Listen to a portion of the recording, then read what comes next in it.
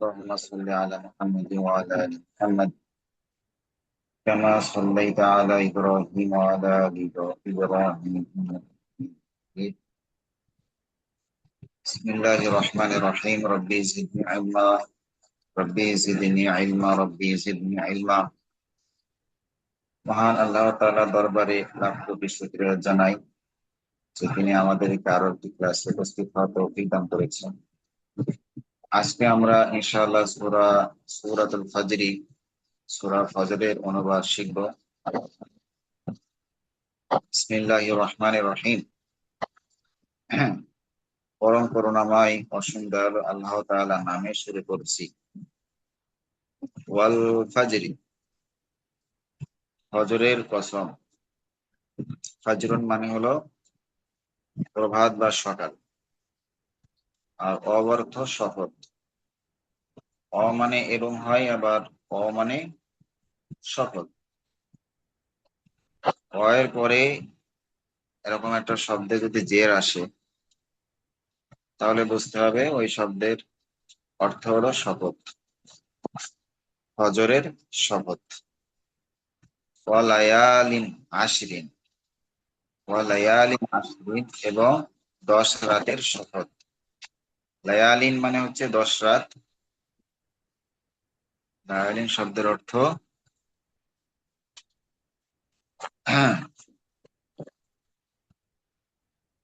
অর্থ হচ্ছে কি রাত। লাইলাতুনের বহুবচন হচ্ছে লায়ালিন। আর আশরিন মানে হলো কি 10। ওয়ালায়ালিন আশরিন, 10 রাতের শপথ। ওয়াশাফি ওয়াল ওয়াতরি, এবং জোড় ও বেজোড়ের শপথ। সাফন মানে হলো জোড়, আর ওয়াত্রন মানে বেজোড়। জোড় ও বেজোড়ের শপথ।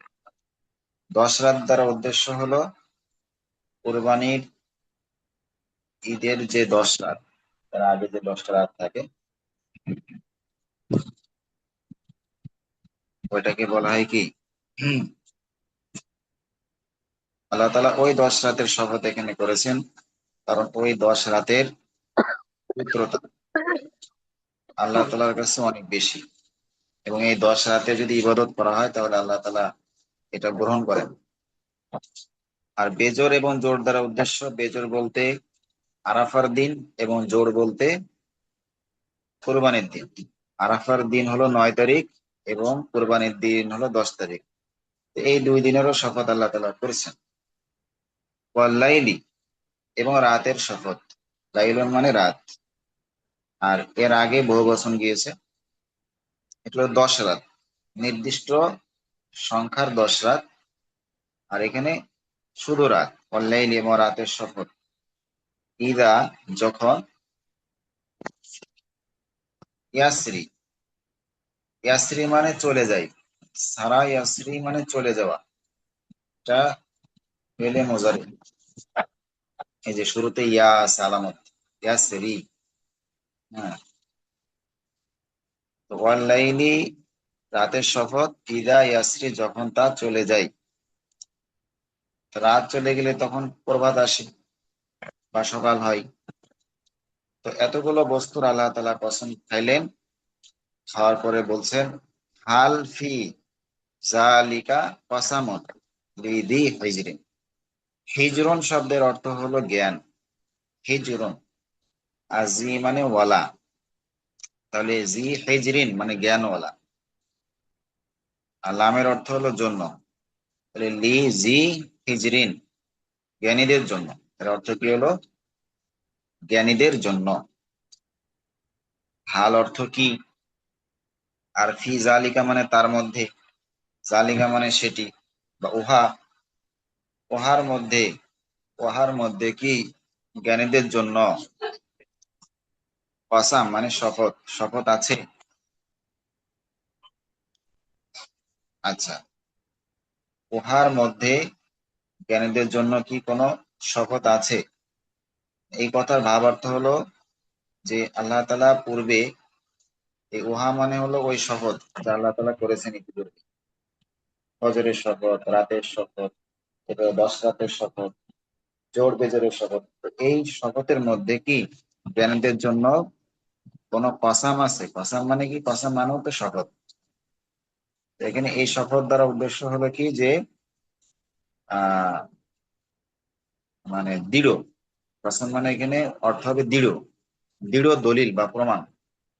ঠিক আছে, কারণ শপথ, যে জিনিসের শপথ গ্রহণ করা হয়, শপথ গ্রহণ করলে আমরা শপথ গ্রহণ করি কেন? কোনো কথা বলার সময় আমরা বলি আল্লাহর কসম, এটা অনেক সময় বলে থাকি, এটা বলা ঠিক না। মানে কথায় কথায় শপথ গ্রহণ করা এটা আসলে ঠিক না। অনেক সময় দেখা যাবে যে শপথ গ্রহণ করার পরে ওইটা আর পূরণ করা সম্ভব হচ্ছে না, তখন কাফারা দিতে হবে। তো এটা থেকে সবসময় দূরে থাকা উচিত। তো যখন আমরা কোনো কথা বলি শপথ গ্রহণ করার মাধ্যমে যে আল্লাহর কসম এই কাজটা এরকম করব বা এমন হবে, তাহলে এটার উদ্দেশ্য থাকে ওই কথাটাকে দৃঢ় করা বা মজবুত করা। তো কাসাম মানে এখানে অর্থ হবে শপথ না, এখানে অর্থ হবে দৃঢ় দলিল বা মজবুত প্রমাণ। তো হাল ফি জালিকা, উহার মধ্যে কি, উহার মধ্যে মানে ওই শপথের মধ্যে যে আল্লাহ তাআলা পূর্বে যে শপথগুলো করেছেন, ওই শপথগুলোর মধ্যে কি নেই কাসামুন, মজবুত প্রমাণ, লিজি হাইজিন, জ্ঞানীদের জন্য। জ্ঞানীদের জন্য কি ওই শপথগুলো গ্রহণের মধ্যে মজবুত প্রমাণ নেই কি? এটা হচ্ছে আয়াতের অর্থ। তার মানে আল্লাহ তাআলা যে সকল বস্তুর শপথ গ্রহণ করেছেন, এইগুলো আরবের কাছে সম্মানিত। তো জ্ঞানীরা যেন এই বস্তুর মর্যাদার দিকে লক্ষ্য করে হলেও তারা ইমানের প্রতি উদ্বুদ্ধ হয়, আল্লাহ তাআলার বিশ্বাসের প্রতি উদ্বুদ্ধ হয়। ঠিক আছে? তো আল্লাহ তাআলা বিভিন্ন সময় বিভিন্ন বস্তুর শপথ গ্রহণ করেছেন। তার মধ্যে কিছু বস্তু এমন আছে যা আরবের মুশরিক অথবা খ্রিস্টানদের কাছেও সমাদৃত। ওই সমস্ত বস্তুর নাম উল্লেখ করাটা কেমন যেন তাদের অন্তরটা খুশি হয়ে যাওয়া। তো ইসলামে কিন্তু অনেক বিধান এমন আছে যেটা শুরুতে দেওয়া হয়েছিল, যদিও পরবর্তীতে রহিত করে দেওয়া হয়েছে। কিছু কিছু বিধান এমনও এসেছিল যে বিধানগুলো কাফের মুশরিকদের মানে তাদের চিন্তা চেতনার সাথে একটু মিলে যায়। যেহেতু একেবারে প্রাথমিক যুগ, সম্পূর্ণ নেগেটিভ ভাবে ইসলাম আত্মপ্রকাশের কোনো সুযোগ ছিল না। তো এই জন্য দেখা যায় যে শুরুর দিকে মহানবী সাল্লাল্লাহু আলাইহি ওয়াসাল্লাম মদিনাতে যখন আসলেন হিজরত করে, মদিনাতে কিন্তু ইহুদিদের সংখ্যা বেশি ছিল। তো ইহুদিদের পবিত্র স্থান হচ্ছে বাইতুল মুকাদ্দাস। হ্যাঁ, এই জন্য আল্লাহ তাআলা 16-17 মাস, 16 থেকে 17 মাস বাইতুল মুকাদ্দাসের দিকে ফিরে নামাজ আদায় করার আদেশ দিয়েছিলেন। কিবলা বা কাবা শরীফের দিকে না, বাইতুল মুকাদ্দাসের দিকে ফিরে। তো এটা দেখে ইহুদিরা খুশি হয়েছে। উদ্দেশ্য ছিল শুধুমাত্র তাদেরকে খুশি করা না, বরং তারা যেন ইসলামের প্রতি সহানুভূতিশীল হয় এবং ইসলামের প্রতি আকৃষ্ট হয়। ঠিক আছে, তো এখানেও কিছু শপথ আল্লাহ তাআলা গ্রহণ করেছেন, যে শপথ গ্রহণের মাধ্যমে তাদের মধ্যে যারা জ্ঞানী আছে তারা অবশ্যই আল্লাহর প্রতি আকৃষ্ট হবে। আলাম তারা, আপনি কি দেখেননি। লাম নেগেটিভ অর্থ প্রদান করার জন্য আসে কোনো ভার্বের শুরুতে। তো লাম তারা, আপনি কি দেখেননি, হলো হারফুল ইস্তিফহাম, জিজ্ঞাসা। আপনি কি দেখেননি, কাইফা ফাআলা, কাইফা ফাআলা মানে কেমন করেছেন বা কেমন আচরণ করেছেন, রব্বুকা তোমার প্রতিপালক, বিআদিন আদ জাতির সাথে। আদ নামে একটা মানে পৃথিবীর ইতিহাসে, মানব ইতিহাসের মধ্যে আদ নামে একটা জাতি ছিল যারা খুবই দুর্ধর্ষ এবং শক্তিধর। এরকম কোন জাতি আল্লাহ তাআলা সৃষ্টি করেন এত শক্তিশালী। তো তাদের স্মরণ আল্লাহ তাআলা এখানে করলেন। আলাম তারা, আপনি কি দেখেননি। তো এই কথাটা আল্লাহ আল্লাহ তাআলা কাকে লক্ষ্য করে বললেন? এটা আল্লাহ তাআলা নবীকে লক্ষ্য করে বলতেছেন, আপনি কি দেখেননি কাইফা ফাআলা। তো যদিও নবীকে লক্ষ্য করে বলেছেন, কিন্তু উদ্দেশ্য হলো সমগ্র মানব জাতি। কাইফা ফাআলা, কেমন করেছেন, কেমন আচরণ করেছেন, রব্বুকা তোমার প্রতিপালক, বিআদিন আদ জাতির সাথে। ইরামা, এটাও ইরাম মানেও ওই আদ জাতির একটা অংশ। আদ জাতির একটা বড় জাতি বা বড় বংশ বলা যায়। তো সেই বংশের একটা ক্ষুদ্রতম এবং শক্তিশালী জাতি হলো ইরাম। আদ জাতির মধ্যেও অনেক গোত্র আছে, তার মধ্যে একটা ক্ষুদ্রতম শক্তিশালী বংশ হচ্ছে ইরাম। তাহলে দুইটার অর্থ একসাথেই করতে হবে, বি আদিন ইরাম, যে তোমার প্রতিপালক আদ জাতির ইরাম বংশের সাথে কেমন আচরণ করেছিলেন, এটা কি তুমি দেখো? জাতিল ইমাদ, যাদের বৈশিষ্ট্য কি? জাতিল ইমাদ, জাত মানে ওয়ালা বা অধিকারী। তো এই বংশের লোকেরা কিসের অধিকারী ছিল সেটাও এখানে আল্লাহ তাআলা তুলে ধরলেন সিফাত হিসেবে, জাতিল ইমাদ, যারা ছিল স্তম্ভের অধিকারী। ইমাদ মানে স্তম্ভ। হ্যাঁ, ইমাদ মানে কি? স্তম্ভ। বড় বড় অট্টালিকা বা বিল্ডিং কে বলা হয়ে থাকে ইমাদ। তো তৎকালীন টেকনোলজি বর্তমান সময়ের মতো অট্টালিকার মতো না, তাদের টেকনোলজি ছিল, তারা বসবাস করতো পাহাড়ে। আর পাহাড়ে যারা বসবাস করে তারা কিন্তু মানে শক্তিশালী। শক্তিশালী না হলে পাহাড়ে বসবাস করা যায় না, কারণ একটা জিনিস পানি আনতে গেলেও নিচে নামতে হবে, উপরে উঠতে হবে, যে কোনো জিনিস বহন করতে গেলেও অনেক শক্তি থাকার প্রয়োজন আছে। তো ইমাদ মানে উঁচু উঁচু স্তম্ভ। এই স্তম্ভগুলো তারা পাথরের পাহাড় কেটে নির্মাণ করত। পাথরের পাহাড় কেটে তারা নির্মাণ করত, যা খুবই আহ মানে ওই সময়ের জন্য খুবই কষ্টসাধ্য এবং অত্যন্ত সুনিপুণ কাজ ছিল। এই কাজটা ওই এলাকার জন্য বা ওই যুগের জন্য একটা বৈশিষ্ট্য ছিল। জাতিল ইমাদ মানে বলা যায় তৎকালীন আধুনিক সভ্যতার একটা অংশ হচ্ছে এই ছোট ছোট স্তম্ভ তৈরি করা পাহাড়ের পাথর কেটে। তো এরকম একটা সভ্য জাতি ছিল কি আদ জাতি। কিন্তু সমস্যা কোথায়, যে তারা ইমান আনতো না বা ইমান ছিল না। আল্লাতী লাম ইউখলাক মিসলুহা ফিল বিলাদ, এখানে আল্লাহ তাআলা বলতেছে যে আল্লাতী লাম ইউখলাক, লাম ইউখলাক মানে সৃষ্টি করা হয়নি, মিসলুহা তাদের মতো, মানে আদ জাতির মতো সৃষ্টি করা হয়নি, ফিল বিলাদ, বিলাদ মানে সমগ্র পৃথিবীতে। বিলাদ, বালাদুন মানে শহর, এর বহুবচন হলো বিলাদুন। তো বালাদুন মানে শহরও হয়, আবার দেশও হয়, মহাদেশও হয়। এটা এমন একটা শব্দ যে সবগুলো অর্থে ধারণ করে, দেশ, মহাদেশ, শহর। এখানে উদ্দেশ্য হচ্ছে সমগ্র পৃথিবী, এক কথায় যত দেশ আছে বিলাদ, সমস্ত দেশের মধ্যে বা সমস্ত সমগ্র পৃথিবীর মধ্যে মিসলুহা, মিসলু মানে মতো বা ন্যায়, তাদের মতো কাউকে সৃষ্টি করা হয়নি বা কোনো জাতিকে সৃষ্টি করা হয়নি। তো এই হলো আদ জাতির বৈশিষ্ট্য। সে আদ জাতির সাথে তোমার প্রতিপালক কেমন আচরণ করেছিলেন এটা কি তুমি দেখোনি? ঘটনার সারসংক্ষেপ হলো যে আদ জাতি, তাদের কাছে যে নবী পাঠানো হয়েছিল সে নবীকে তারা উপেক্ষা করত। নবীর যে দাওয়াত নিয়ে গিয়েছিল আল্লাহ তাআলার প্রতি ঈমান আনার জন্য, তারা সেটা গ্রহণ করেনি, বরং অহংকার প্রদর্শন করেছে তাদের ইসের কারণে, শক্তিশালী হওয়া এবং তারা স্বয়ংসম্পন্ন হওয়ার কারণে। তো মহান আল্লাহ তাআলা কি বললেন? একটা মেঘ নিয়ে আসলেন, মেঘ। আমরা বৃষ্টি আসার শুরুতে যে মেঘ দেখি, দেখে মনে করি যে হয়তো এই মেঘ আমাদের জন্য রহমত বয়ে নিয়ে আসবে, বৃষ্টি আসবে, ফসল উৎপাদন হবে, এটা আমরা কিন্তু ধারণা করি। আবার ঠান্ডা বাতাসও বইবে।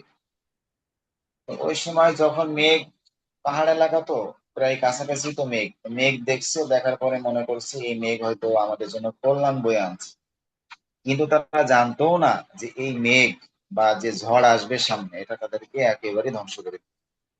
তো এই ঝড় আস্তে আস্তে প্রবল হতে হতে এমন প্রবল হয়েছে, তো পুরো আদ জাতিকে আল্লাহ তাআলা ওই ঝড়ের কারণে ধ্বংস করছেন। সকালবেলায় দেখা গেল কোনো গাছ আর জীবিত নেই, কোনো প্রাণী জীবিত নেই, সবকিছু একেবারে মাটিতে সমান হয়ে গেছে। পুরো জাতিকে আল্লাহ তাআলা ধ্বংস করে দিয়েছে। এটা গেল আদ জাতির বিবরণ। এরপর আরো একটা জাতির কথা আল্লাহ তাআলা এখানে বলতেছেন। এই কথাগুলো, এই ঘটনাগুলো বলা হচ্ছে কাদেরকে লক্ষ্য করে? মক্কার মুশরিক বা জাহেলি যুগের যে মুশরিকরা ছিল তাদেরকে লক্ষ্য করে, এবং ধারাবাহিক পর্যায়ক্রমে যত যুগ আসবে সকলকে লক্ষ্য করে আল্লাহ তাআলা এটা বলতেছেন যে এরকম কিন্তু পূর্বে বহু জাতি ছিল যারা শক্তিধর, তাদেরকে আমি ধ্বংস করে দিয়েছি, তাদের কাছে ঈমান আনতে বলা হয়েছিল, তোমাদের কাছে যাই থাকুক না কেন, ধন সম্পদ ঐশ্বর্য যা কিছুই থাকুক না কেন, এই ঘটনা কিন্তু স্মরণ রাখতে হবে। এবার আরো একটা ঘটনা বলতেছেন, ওয়াসামুদ আল্লাযীনা জাবুস সাখরা বিল ওয়াদি। এবং তুমি কি দেখোনি কাইফা ফাআলা, এই কথার সাথে সম্পর্ক, যে কাইফা ফাআলা রাব্বুকা বিআদিন। তো এটা আদ জাতির সাথে কেমন করেছেন, এটা গেল। এবার হচ্ছে বি সামুদা, তোমার প্রতিপালক সামুদ জাতির সাথে কেমন আচরণ করেছিল, এটা কি তুমি দেখোনি? তো আদ জাতির মতো আরেকটা শক্তিধর জাতি ছিল সামুদ জাতি। আল্লাযীনা জাবুস সাখরা বিল ওয়াদ, যারা কি করতো, জাবু মানে কর্তন করা, জাবা সে কর্তন করলো, জাবু তারা কর্তন করলো। তো এখানে তাদের একটা বৈশিষ্ট্য বলতেছে, সামুদ জাতির কথা প্রথমে বললো, তারপরে তাদের একটা বৈশিষ্ট্য তুলে ধরলো, আল্লাযীনা যারা জাবু সখরা, সখরা মানে হলো পাথর, যারা পাথর কর্তন করতো বা পাথর কাটতো, বিল ওয়াদি উপত্যকায়, উপত্যকায় পাথর কেটে কেটে তারা ভবন নির্মাণ করতো। তো এই জাতিও ছিল আদ জাতির মতো শক্তিশালী বা তাদের মতো একটা ঐশ্বর্যবান জাতি হিসেবে পরিচিত ছিল তৎকালীন যুগে। তো এই জাতির ক্ষেত্রেও আল্লাহ তাআলা তাদেরকে ধ্বংস করছেন। আচ্ছা, তাহলে দুইটা জাতির বিবরণ এখানে দেওয়া হলো। আরো একটা সম্প্রদায়ের কথা এখানে বলবো যাদেরকে আল্লাহ তাআলা ধ্বংস করছেন, এবং যেটা মানে খুবই আলোচিত একটা ঘটনা, ও ফিরাউনা, এবং ফিরাউনের সাথে কেমন আচরণ করেছে, এটা কি তুমি দেখোনি? জিল আওতাদ। তো আগের দুইটা জাতির বৈশিষ্ট্য সম্পর্কে বলা হয়েছে তারা টেকনোলজি অথবা ভবন নির্মাণ কাজে পারদর্শী ছিল। আর ফিরাউন কোন কাজে পারদর্শী ছিল? তার বৈশিষ্ট্য হচ্ছে জিল আওতাদ। আওতাদ মানে হচ্ছে পেরেক, ওয়াতাদ, ওয়াতাদুন এক বছর, ওয়াতাদুন ওয়াতাদাল, ওয়াতাদুন মানে হলো পেরেক, আর আওতাদ মানে অনেক পেরেক, বহু বচন। আর জি মানে অধিকারী বা ওয়ালা। জিল আওতাদ এর অর্থ হলো কি পেরেক ওয়ালা। এবং ওয়াফিরা আউনা, এবং ফিরাউনের সাথে তোমার প্রতিপালক কেমন আচরণ করেছিল, এটা কি তুমি দেখোনি? জিল আওতাদ, যে কিনা পেরেকওয়ালা। তা ফিরাউনকে পেরেকওয়ালা কেন বলা হলো? ফিরাউন কি করতো? ইন্না লিল্লাহি ওয়া ইন্না ইলাইহি রাজিউন। ফিরাউন কি করতো? তৎকালীন যুগে বাচ্চাদেরকে পেরেক মারতো, বাচ্চাদেরকে হত্যা করতো কিভাবে? পেরেক মেরে মেরে। এবং যে সমস্ত মানুষকে মৃত্যুদণ্ড দেওয়া হতো তাদেরকে পেরেক দিয়ে আগে দেওয়ালের সাথে সেট করা হতো, দুই হাত দুই পা পেরেক দিয়ে বিদ্ধ করা হতো, এরপরে তাকে হত্যা করা হতো। তো এরকম কঠিন শাস্তি ফেরাউন দিত। এই জন্য আল্লাহ তাআলা বলতেছেন যে এবং ফিরাউনকে কিভাবে ধ্বংস করেছিলেন বা ফিরাউনের সাথে কেমন আচরণ করেছিলেন, এটা কি তুমি দেখোনি? যে কিনা পেরেকওয়ালা, তারা কি করছিল? আল্লাযীনা তাগাউ ফিল বিলাদি, আল্লাযীনা যারা। তো প্রথমে ফিরাউনের নাম উল্লেখ করলো, আর এখন বলতেছে যারা। তো অন্য কারা? শুধু ফিরাউন বোঝা গেল এখানে, শুধু ফিরাউন না, ফিরাউনের সাথে আরো অনেক সৈন্যবাহিনী বা তার অনুসারী ছিল। আল্লাহ জিনা তগাও ফিল বিলাদ, যারা সীমা লঙ্ঘন করেছে। তগাও মানে সীমা লঙ্ঘন করেছে। তগা তগাও এক বচন, তগা আর এক বচন তগাও, অ যোগ করে বহুবচন হয়েছে। যারা সীমা লঙ্ঘন করেছে বা করেছিল ফিল বিলাদি, দেশে দেশে, যারা পৃথিবীতে সীমা লঙ্ঘন করেছিল। আকসারু ফিহা আল ফাসাদা, সীমা লঙ্ঘন, একটা তো সীমা লঙ্ঘন করা, স্বাভাবিক পর্যায়ে থাকা, তাদের সীমালঙ্ঘন ছিল অস্বাভাবিক পর্যায়ে। আকসার আকসার অধিক, মারাত্মক পর্যায়ে, মানে অনেক বেশি পরিমাণে তারা পৃথিবীতে জুলুম নির্যাতন করত। আকসারু, আকসারা, আকসারু, এই যে এক বচন হলো আকসারা আর বহু বচন হলো আকসারু। অথবা তারা অধিক মাত্রায় করেছে ফিহা, ফিহা মানে তার মধ্যে। কোথায় অধিক করেছে মানে ফিহা বলতে এই পৃথিবীর মধ্যে, বালাদের মধ্যে বা বিলাদের মধ্যে। তারা বিলাদের মধ্যে অধিক মাত্রায় করেছে আল ফাসাদ, বিশৃঙ্খলা বা জুলুম। এখানে ফাসাদ দ্বারা উদ্দেশ্য জুলুম।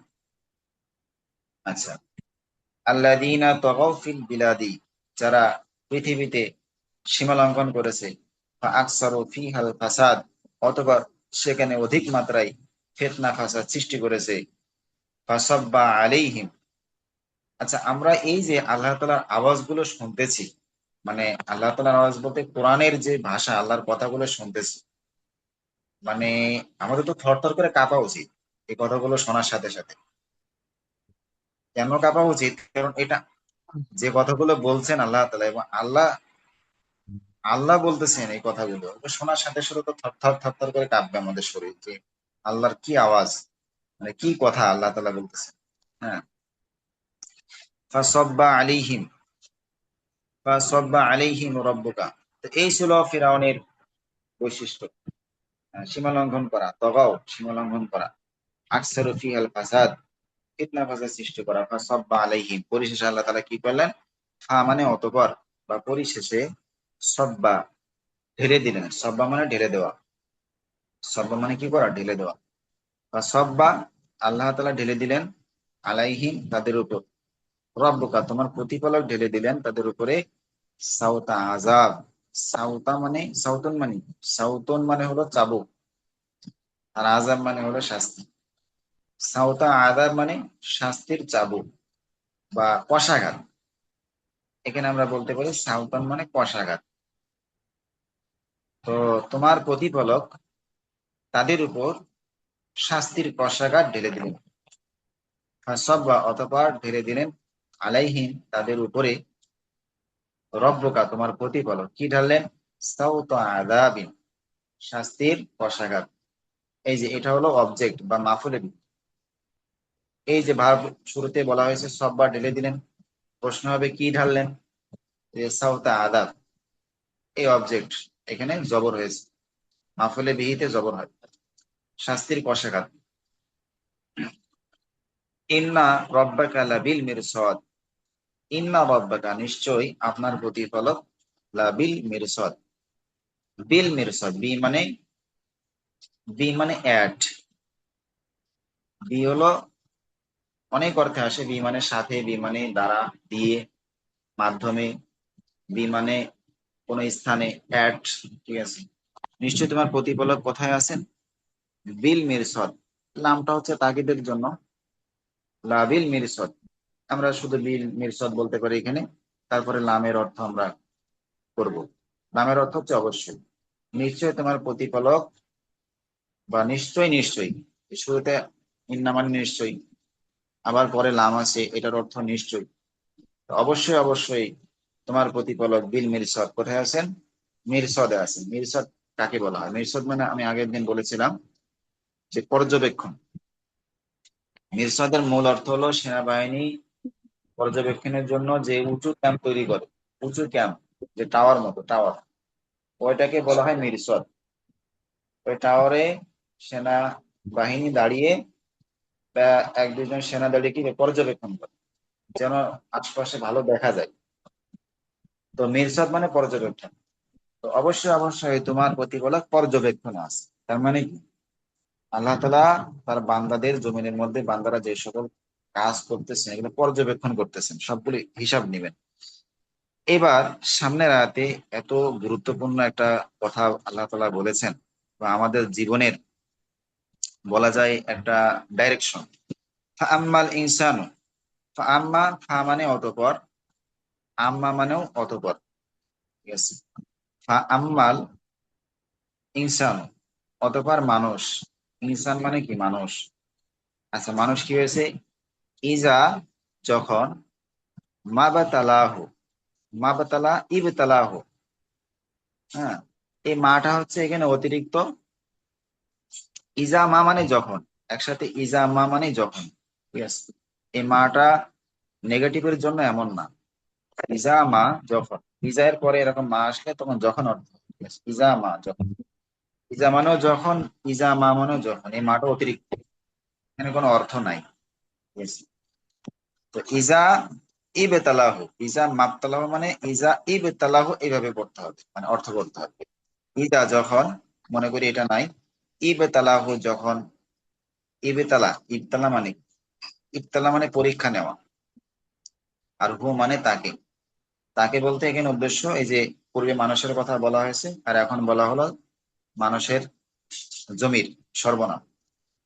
তো মানুষকে যখন পরীক্ষা নেন, ইজা ইবতালাহু, যখন মানুষকে পরীক্ষা নেন রব্বুহু, তার প্রতিপালক আল্লাহ তাআলা মানুষকে বিভিন্ন সময় পরীক্ষা নেন, বিপদ দেন। হ্যাঁ, আচ্ছা। ফাআকরামাহু, কিভাবে পরীক্ষা নেন? এই যে পরীক্ষার প্রশ্ন বলতেছি, ফাআকরামাহু, অতঃপর তাকে সম্মানিত করেন। পরীক্ষাটা কিভাবে? প্রথমে মানুষকে আল্লাহ তাআলা অনেক নিয়ামত দিবেন, সম্মান দিবেন, যশ দিবেন, খ্যাতি দিবেন। এটি হলো মানুষের জন্য পরীক্ষা। আচ্ছা, ফাআকরামাহু, অতঃপর তাকে সম্মানিত করেন। ওয়া নাআমাহু, নিয়ামাতুন মানে হচ্ছে নিয়ামত, সেখান থেকে না আমা, এটা হলো ভার্ব। এবং নিয়ামত দান করেন। ওয়া নাআমাহু, এবং তাকে নিয়ামত দেন। তাহলে মানুষের পরীক্ষাটা কিভাবে নেন? প্রথম পর্যায়ে তাকে সম্মানিত করেন, ওয়া নাআমাহু, এবং তাকে নিয়ামত দান করেন। ফায়াকুলু, এরপরে মানুষ বলে, হ্যাঁ, মানুষ কি বলে? রব্বি আক্রমান, রব্বি আমার প্রতিপালক, আক্রমানি আমাকে সম্মানিত করেছেন, এই কথা বলে। যখন নিয়ামত দেওয়া হয় মানুষকে, সম্মানিত করা হয়, আল্লাহ তাআলা তাকে সম্মানিত করেন, তাকে নিয়ামত দেন, তখন সে আল্লাহর কৃতজ্ঞতা আদায় করে বা বলে যে আল্লাহ তাআলা আমাকে সম্মানিত করেছেন, তখন শুকরিয়া বা প্রশংসা আদায় করে। হ্যাঁ, মানুষ কিছু পাইলে আল্লাহর প্রশংসা আদায় করে, এটা তো খুবই ভালো, ভালো একটা কাজ। কিন্তু দেখতে হবে যে আমি কি সবসময় প্রশংসা আদায় করি কিনা, বা যখন আমার দুরবস্থা আসে তখন আমি আল্লাহর প্রতি সন্তুষ্ট আছি কিনা। এটা হলো মূল পরীক্ষার বিষয়। এরপরে কি করেন? এক পর্যায়ে তার অভাব দান করেন। এমন কোনো মানুষ নেই যে তার অভাব আসে নাই। যে ইলন মার্কসের আমি ইতিহাস পড়লাম, সে কিন্তু প্রথমে এত ধনী ছিল না। তো যাই হোক, এই পরীক্ষা মানুষের প্রত্যেকটা মানুষের জীবনেই আসে। এক সময় হয়তো গরিব থাকে, এক সময় ধনী হয়, এক সময় ধনী থেকে গরিব হয়, এরকম বিভিন্ন পরীক্ষা আসে। ওয়া আম্মা ইজা মাবতালাহু, ওয়া আম্মা, আর অতঃপর ইজামা, যখন ইবতালাহু, তখন যখন তাকে পরীক্ষা নেন তার প্রতিপালক, মানে আরো একবার পরীক্ষা নেন, ফাকাদারা আলাইহি রিজকাহু, মানে অতঃপর, কদারা মানে সংকীর্ণ করে দেন, কদারা মানে কি করে? সংকীর্ণ করে দেন, সংকীর্ণ মানে কমিয়ে দেন। আলাইহি, তার উপর, মানে মানুষের উপর সংকীর্ণ করে দেন রিজকাহু, তার রিজিককে। প্রথমে তার প্রশস্ত রিজিক ছিল, সে অনেক বেশি অর্থ উপার্জন করত। দ্বিতীয় পর্যায়ে গিয়ে তার ওই উপার্জনটাকে কমিয়ে দেন, অথবা তাকে নিঃস্ব করে দেন, ফাকাদারা আলাইহি রিজকা, অথবা তিনি তার উপর তার রিজিককে সংকীর্ণ করে দেন। তাকুলু, এটা করে দেওয়ার পরে, এটা তো তার পরীক্ষা, এটা তো তার জন্য পরীক্ষা যে তার রিজিককে সংকীর্ণ করে দিয়েছে, কমিয়ে দিয়েছে। এই পরীক্ষার ক্ষেত্রে মানুষ পাশ করতে পারে না, সেটাই আল্লাহ তাআলা বলতেছেন। ফায়াকুলু, তখন মানুষ কি বলে? এই যে রেজাল্ট, রব্বি আহানান, রব্বি আহানান, রব্বি মানে আমার প্রতিপালক, আনা, আ হা না, আনা নি, এটা দুটা শব্দ একসাথে আছে। হ্যাঁ, যদি দেখাই, আহা না আর প্লাস নি, এটা একসাথে যুক্ত করা হয়েছে। আহা না মানে লাঞ্ছিত করা, অপদস্থ করা, আহা না। আর নি মানে আমাকে, আহা না নি মানে আমাকে অবরুদ্ধ করেছে। তো এই সময় এসে মানুষ কি বলে যে আমার প্রতিপালক, আমার প্রতিপালক আল্লাহকে নির্দেশ করে বলতেছেন যে আল্লাহ আমাকে লাঞ্ছিত করেছে। এই কথা মানুষ বলে। তো এটা কি হলো? আগে সে কৃতজ্ঞতা প্রকাশ করেছে, মানুষ তো কৃতজ্ঞতা প্রকাশ করবেই, এটাই স্বাভাবিক, যখন সে নিয়ামত পায়। এটা গুরুত্বপূর্ণ না। গুরুত্বপূর্ণ হলো যখন সে দুরবস্থার মধ্যে পড়ে, ফাকাদারা আলাইহি রিজকাহু, আল্লাহ তাআলা তার রিজিককে সম্পূর্ণ করে দেন, তখন সে আল্লাহর কৃতজ্ঞতা আদায় করে কিনা, নাকি এই কথা বলে যে আল্লাহ তাআলা আমাকে লাঞ্ছিত করেছে। আল্লাহ তাআলা যে কথা বলেছেন, তুলে ধরেছেন যে মানুষের বৈশিষ্ট্য এমন যে যখন তাকে সম্মান দেওয়া হয় তখন সে খুব ভালো, মানে ইমানের পথের উপর থাকে বা আল্লাহর সন্তুষ্টি প্রকাশ করে। আর যখন দুরবস্থার মধ্যে আল্লাহ ফেলে দেন, তখন সে বলে আল্লাহ আমাকে লাঞ্ছিত করেছে। নাউজুবিল্লাহ। কাল্লা, কখনোই না। কাল্লা এই যে কথাটা আল্লাহ তাআলা তুলে ধরলেন আগেই, মানুষের এই স্বভাব, এটা কখনোই উচিত নয়, এমনটা করা কখনোই উচিত নয়। এটা হলো কাল্লার অর্থ। বাল্লা তুকরিমুনা দিন। এরপরে আবার স্বাভাবিক সামনে রাতে বলতেছেন, বাল মানে বরঞ্চ, লা তুকরিমুনা, তুকরিমু এটা এক বচন, আর ওয়াও নুন সহকারে বহুবচন।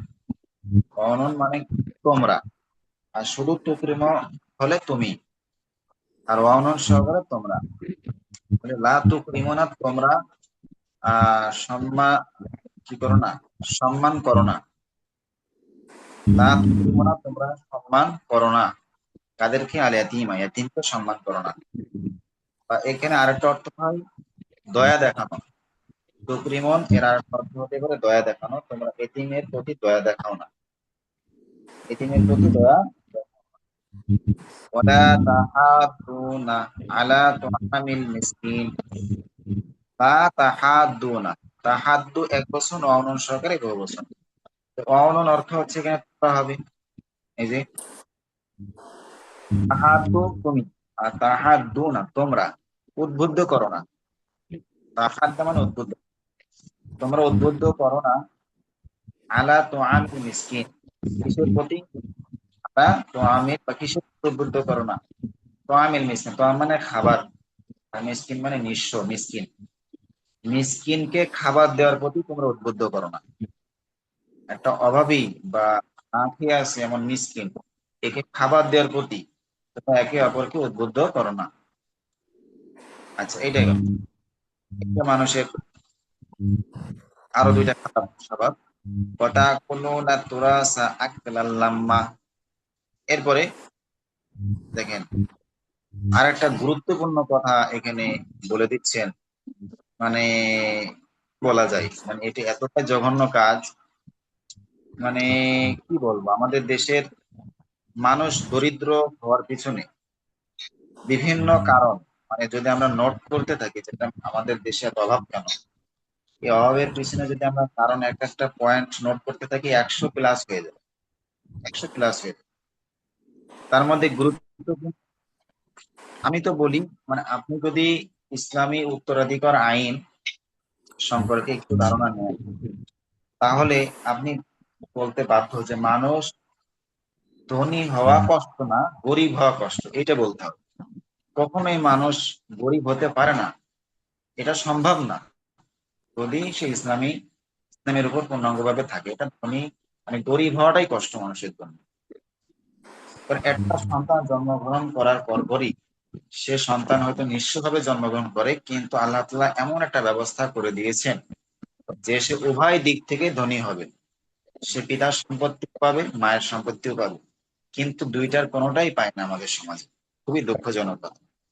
হ্যাঁ, এটা তো প্রচলন আছে যে ছেলে সন্তানেরা পিতার সম্পত্তি পায়, এটা সর্বোচ্চ ঠিক আছে, কিন্তু মায়ের সম্পত্তি টোটালি পায় না।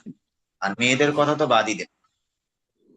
হ্যাঁ, তো আল্লাহ তাআলা একটা মানুষ পৃথিবীতে আসার পর তার থাকা, আর থাকার জায়গা, তার আহ ভরণ পোষণ, যা কিছু প্রয়োজন, এটা পূর্ব থেকে আল্লাহ ম্যানেজমেন্ট করে দিয়েছে, কিন্তু এটা আমরা নষ্ট করতেছি।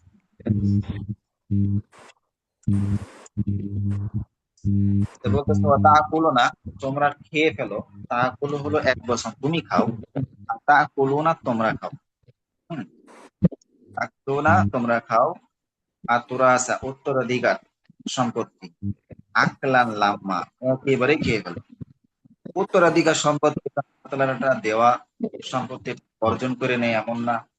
হ্যাঁ, বাপ দাদার সম্পত্তি ধারাবাহিকভাবে আমাদের একটা পর্যায়ক্রমে সন্তান সন্ততি, কিন্তু ইসলামের নির্দেশনা হলো এমন সম্পত্তি রেখে যাওয়া যে সন্তান সন্ততি যেন প্রতিষ্ঠিত হতে পারে, নিজে প্রতিষ্ঠিত হতে পারে, এমন একটা অবস্থায় সন্তানকে রেখে যাওয়া, যেন কারোর কাছে হাত না পাততে। প্রতিষ্ঠিত হওয়ার অর্থ কি? প্রতিষ্ঠিত হওয়ার অর্থ হচ্ছে অন্যের মুখাপেক্ষী না হওয়া, যে আমার একটা প্রয়োজন, আমার কোন ধার করা লাগতেছে, আমার একটা প্রয়োজন, আমি ব্যবস্থা করতে পারতেছি না, এইটাই ইসলাম কখনোই এলাও করে না।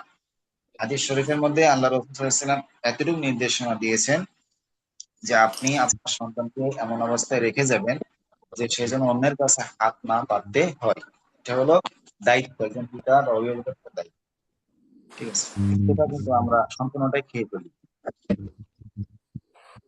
তবে ইসলামে যে সন্তানের ভবিষ্যৎ নিয়ে আহ ভাবে আপনার কথা বলেছে, এটা কিন্তু আসলে বাস্তব। কিন্তু অনেকে বলে থাকে যে ইসলামের ভবিষ্যৎ নিয়ে কোনো কথা বলা হয় না। হ্যাঁ, ইসলামের ভবিষ্যৎ নিয়ে কথা অবশ্যই বলে। ঠিক আছে? এরপরে অতুহিব্বুনাল মালা হুব্বান জাম্মা। মানুষের আর একটা খারাপ স্বভাব হচ্ছে তুহিব্বুনা। তুহিব্বু, এই যে তা মানে তুমি, ফেলের শুরুতে তা আসলে তুমি হয়। আচ্ছা, একটা একটা শব্দ এস এম কি ফেল চেনার উপায়টা কি? সহজ উপায় হচ্ছে এস এম এর শেষে তানবিন আসে বা শুরুতে আলিফ লাম আসে। তো এখানে আমরা কিন্তু সহজেই বুঝতে পারতেছি এটা ফেল। এটা এস এম, অন্য কোনো এস এম এর মতো না। যেমন আকলান একটা এস এম, তো একটা এস এম, হ্যাঁ, আলিফ লাম আসা, তানবিন আসা, ফেল। আর ফেলের শুরুতে তা আসার অর্থ হলো তুমি অর্থ, তাই না? তুহিব্বু, তো তুমি ভালোবাসো। হব্বুন মানে ভালোবাসা, তুহিব্বু। আর ওয়াউনুন মানে তোমরা। অনন আসা কেন, তুমি থেকে তোমরা হয়ে যাবে। এই তা মানেই তুমি। ঠিক আছে, এটা তা মানে কি তুমি, আর অনন তোমরা। তোমরা তো হিব্বো না, তোমরা ভালোবাসো আল মালা সম্পদকে। কেমন ভালোবাসা? হুব্বান জাম্মা।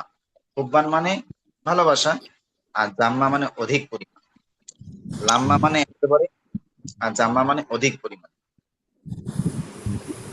হুব্বান জাম্মা, অধিক পরিমাণে তোমরা সম্পদকে ভালোবাসো। কাল্লা, আবার আল্লাহ কথা বলতেছেন কাল্লা। তাহলে এখানে এই যে এতিমকে সম্মান না করা বা এতিমের প্রতি দয়া না দেখানো, মিসকিনকে খাবার দেওয়ার প্রতি একে অপরকে উদ্বোধন না করা, মেরাসের সম্পত্তি সম্পূর্ণরূপে খেয়ে চলে যাওয়া, এরপরে সম্পদের প্রতি অধিক পরিমাণে ভালোবাসা, আল্লাহ কখনোই না, কখনোই এই কাজগুলো মানুষের থেকে হওয়া উচিত না। এটা এর অর্থ। কেন উচিত না, এবার মূল কারণটা আল্লাহ তাআলা বলতেছেন। কারণ যদি কিয়ামত হয়ে যায় তখন এগুলোর কোনো মূল্য আছে কিনা এটা বিবেচনা করতে হবে। কাল্লা ইজা দুক্কাতিল আরদু দাক্কান দাক্কা। ইজা মানে যখন, দুক্কাত, দুক্কাতিল, এই যে মাঝে শুরুতে ফেলের শুরুতে ভার্বের শুরুতে পেশ থাকার অর্থ, মাঝে শুরুতে পেশ থাকার অর্থ হলো কি, এটা মাজুলের সিগা। ইজা দুক্কাতিল আরদু, যখন জমিনকে ধাক্কা দেওয়া হবে বা চূর্ণ বিচূর্ণ, চূর্ণ করা হবে। ধাক্কা মানে চূর্ণ। তো ইজা দুক্কাত আরদু, যখন জমিনকে চূর্ণ করা হবে, দাক্কান দাক্কা পরিপূর্ণভাবে বা চূর্ণ বিচূর্ণ। হ্যাঁ, দাক্কা মানে চূর্ণ বিচূর্ণ। এখানে দাক্কান দাক্কা যখন একটা ভার্বের পরে ওই ভার্বের মাস্টারটা উল্লেখ করে দেওয়া হয়, তখন ওখানে গুরুত্ব সৃষ্টি হয়, তাকে সৃষ্টি হয়। তাহলে অর্থ হবে একেবারে। ইজা দুক্কাতিল আরদু, যখন জমিনকে চূর্ণ বিচূর্ণ করা হবে একেবারে। কিয়ামত যখন হয়ে যাবে তখন এই মানুষের সম্পদের ভালোবাসা কোনো কাজে আসবে না, এই সম্পদ কাজে আসবে না।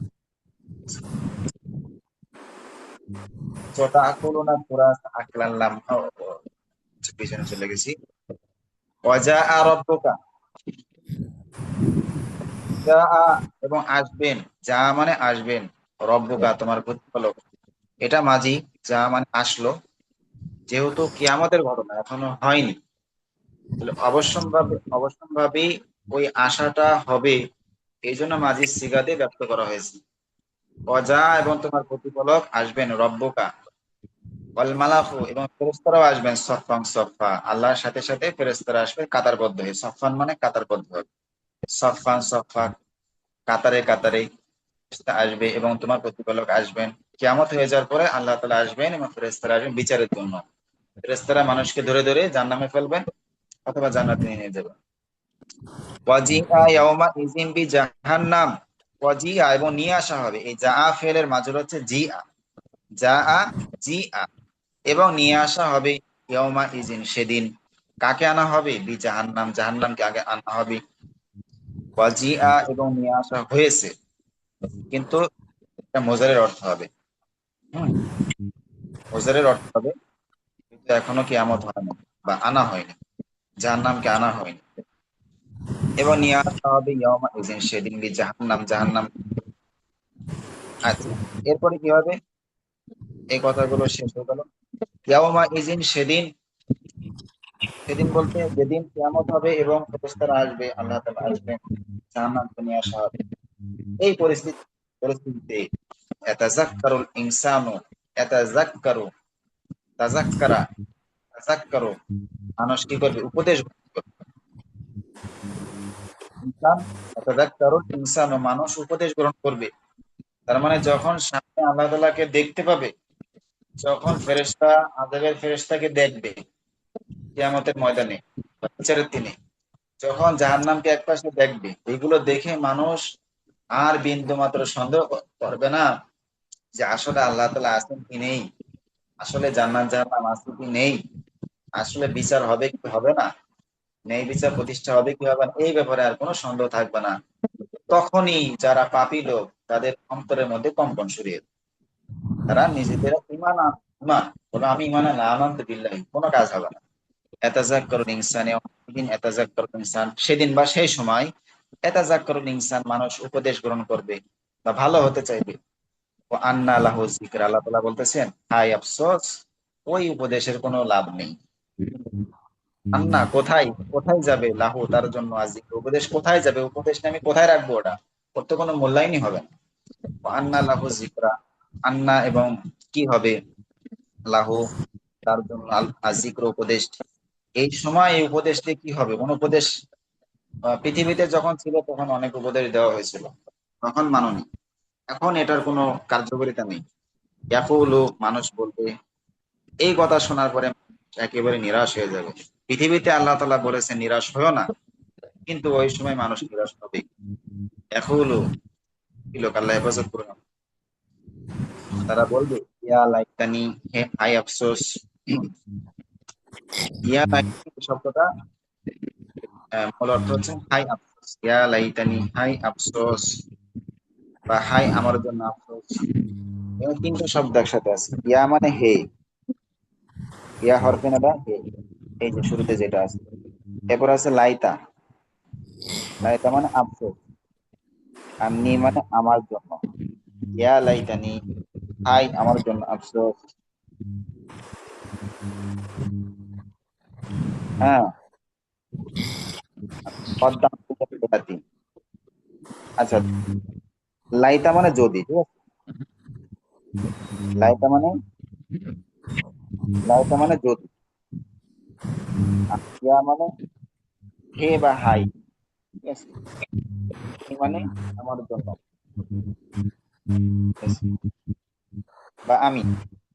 হাই আফসোস যদি আমি, লাইতা মানে যদি, হাই আফসোস যদি আমি, কদ্দাম তো হায়াতি, কদ্দাম তো মানে আমি আগে পাঠাতাম, কদ্দামা ইউকাদ্দিমু, কদ্দাম তো আমি পাঠাতাম, হায়াতি আমার জীবনের জন্য, আমার হায়াতের জন্য কিছু যদি আমি আগে পাঠাতাম, আর আমার জীবন রক্ষার জন্য কিয়ামতের ময়দানে যে শাস্তি দেওয়া হবে, এর থেকে আমার হায়াতকে, জীবনকে রক্ষার জন্য যদি আমি কিছু ভালো কাজ আগে করতাম, তাহলে কত না ভালো।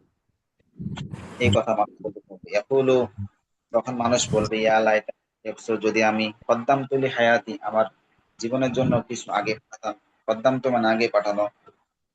ফায়াউমা ইযিন লা ইউআযযিবু আযাবাহু আহাদ, ফায়াউমা ইযিন, সেদিন, কিয়ামতের দিন বা শেষ বিচারের দিন, লা ইউআযযিবু, আযাবা শাস্তি দেওয়া, ইউআযযিবু শাস্তি দিবে, লা ইউআযযিবু শাস্তি দিতে পারবে না, দিবে না। হ্যাঁ, লা ইউআযযিবু শাস্তি দিবে না। এই যে আযাবা, আযাবা হলো মাজি, আর শুরুতে আলামতে মুজারে গিয়ে হলো মুজারে, ইউআযযিবু মানে শাস্তি, লা ইউআযযিবু শাস্তি দিতে পারবে না, আযাবাহু আল্লাহ তাআলা শাস্তির মতো, আযাবাহু মানে আযাব আল্লাহ, আল্লাহ শাস্তির মতো শাস্তি দিতে পারবে না, আহাদুন কেউ। কিয়ামতের দিন আল্লাহ তাআলা যে শাস্তি দিবেন বা যত কঠোর শাস্তি দিবেন, সেই শাস্তির মতো কেউ শাস্তি দিতে সক্ষম না, এটা বলা হচ্ছে। ফায়াউমা ইজিন, অথবা সেদিন, লা ইউআযযিবু শাস্তি দিবে না, দিতে পারবে না, আযাবাহু আল্লাহ শাস্তির মতো, আহাদুন কেউ, ওয়ালা ইউসিকু ওয়াসাকা, ওয়াসাকা মানে বাধা, আর শুরুতে ইয়া দিয়ে ইউসিফু মোজারে, মানে বাধা, লা ইউসিফু বাঁধতে পারবে না, ওয়ালা ইউসিফু এবং বাঁধতে পারবে না, ওয়াসাকাহু আল্লাহর বাধার মতো। ওয়াসাক মানে বাধা, এটা হলো মাজদার, এটা হলো ফেল আর উপর একটা মাজদার। ওয়াসাক মানে বাধা। যেমন এখানে ওয়াজিব শাস্তি দেওয়া, আযাব। আর শিখ বাধা, বাধা, ঠিক আছে। হ্যাঁ, ওয়ালা ইউসিফু বাঁধতে পারবে না, ওয়াসাকাহু আল্লাহর বাধার মতো, আহাদুন কেউ, মানে জাহান্নামে ফেলা হবে তখন বেঁধে ফেলা হবে, হাত পা বেঁধে বেড়ি পরিয়ে তখন জাহান্নামের মধ্যে ফেলা হবে। তাই আল্লাহ তাআলা বলতেছেন ওয়ালা ইউসিফু এবং বাঁধতে পারবেন না, ওয়াসাকাহু আল্লাহর বাধার মতো, আহাদুন কেউ, এদের কথা। এবার যারা জান্নাতে যাবে তাদের ব্যাপারে এখানে আল্লাহ তাআলা বলতেছেন, আর কয়েকটা আয়াত আছে মাত্র। এখানে আল্লাহ তাআলা তাদেরকে খুবই ভালো কিছু কথা বলবেন। ইয়া আইয়াতুহা, ইয়া আইয়ুহা, ইয়া আইয়ুহা মানে হে, ইয়া আইয়াতুহা হে, আন নাফসুল মুতমাইন্না, নাফসুন মানে প্রাণী, নাফসুন মানে প্রাণী, নাফসুন মানে ব্যক্তি, আন নাফসুল মুতমাইন্না, মুতমাইমান মানে প্রশান্ত, হে প্রশান্ত নফস, হে প্রশান্ত আত্মা। এটা ভালো মানুষের আত্মাকে লক্ষ্য করে আল্লাহ তাআলা বলবেন। ইরজিউ, তুমি ফিরে যাও, রজা মানে ফিরে গেল, রজা, এই যে রজা ফিরে গেল, ইরজিই আমর তুমি ফিরে যাও, ইলা রাব্বিকা তোমার রবের কাছে, মানে কোথায়, জান্নাতে। রাদিয়াতান মারদিয়া, রাদিয়াতান মানে সন্তুষ্ট, আর মারদিয়াত মানে সন্তোষ ভাজন। রাদিয়াতান সন্তুষ্ট, তুমি আল্লাহর প্রতি সন্তুষ্ট, মারদিয়াতান আর আল্লাহ তোমার প্রতি সন্তুষ্ট। ফাদখুলি অথবা তুমি প্রবেশ করো, ফি ইবাদি, হ্যাঁ আমার বান্দাদের মধ্যে প্রবেশ করো, ঠিক আছে।